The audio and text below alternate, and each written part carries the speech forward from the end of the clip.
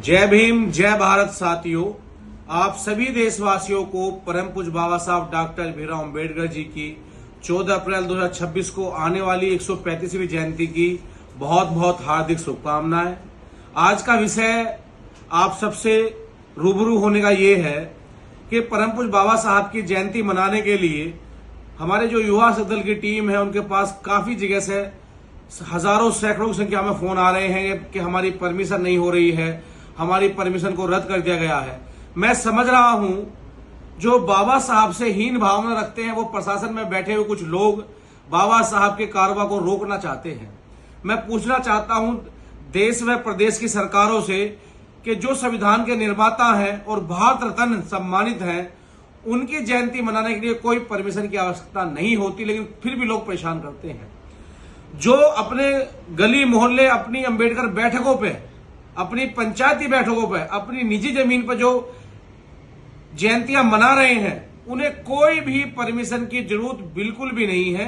Permission की जरूरत जब पड़ती है जब कोई आप सरकारी जमीन या रोड पर या किसी भव्य पार्क पर बड़े स्तर पर जयंतियां जुलूस निकाल रहे हैं। उसके लिए भी आप अपने जो जिले के जिलाधिकारी हैं, क्षेत्र के एसडीएम हैं, उनको सूचना दें, उनको लेटर लिखें। उसके बावजूद भी जो लोग आपको रोक रहे हैं, बिल्कुल भी नहीं रुकना है। सवाल करना है आप लोगों को, उनकी आंखों में आंखें डाल करके। हो सकता है वो बैठा हुआ मनु के मानने वाला व्यक्ति हो जो ये चाहता हो कि बाबा साहब की विचारधारा आगे ना बढ़े, तो उनको जवाब देना है। जब हमारे देश में, भारत देश में कोई भी देवी देवता का तीर्थ त्योहार होता है, हम लोग मानते हैं, आप लोग मानते हैं, पूरा देश मानता है, जब कोई परमिशन नहीं होती, चाहे दुर्गा पूजा हो, चाहे वो कांवड़ लेने जाते हो लोग, कोई भी ऐसा धार्मिक कार्यक्रम हो, उस पर कोई अनुमति नहीं होती है। तो फिर अंबेडकर जयंती पे क्यों? क्या बाबा साहब हमारे देश के नहीं है? क्या बाबा साहब ने संविधान नहीं लिखा? या बाबा साहब ने सब वर्गों के लिए काम नहीं करा? लेकिन कुछ लोग उनकी विचारधारा को रोकना चाहते हैं। तो युवा दल की टीम पूरे देश में बड़ी संख्या में बना रही है और सूचना दे दी गई है, सभी कार्यक्रम होंगे। तो मेरा आपसे भी अपील है, भयभीत ना हो, चिंता ना हो। लेकिन एक विशेष बात यह है कि जो आपके क्षेत्र के लोग हैं, जो संगठन काम कर रहे हैं, उनके पास जाइए। जो आपके क्षेत्र के विधायक, सांसद, पार्षद हैं, उनके पास जाइए। अगर वो आपके साथ एसडीएम या जिलाधिकारी के पास नहीं जाते हैं, टालम टोली करते हैं, तो चुनाव आने वाला है उत्तर प्रदेश में और 29 में आने वाला है देश का चुनाव। तो उनको जवाब देने का काम करें, सत्ता पलट करने का काम करें साथियों।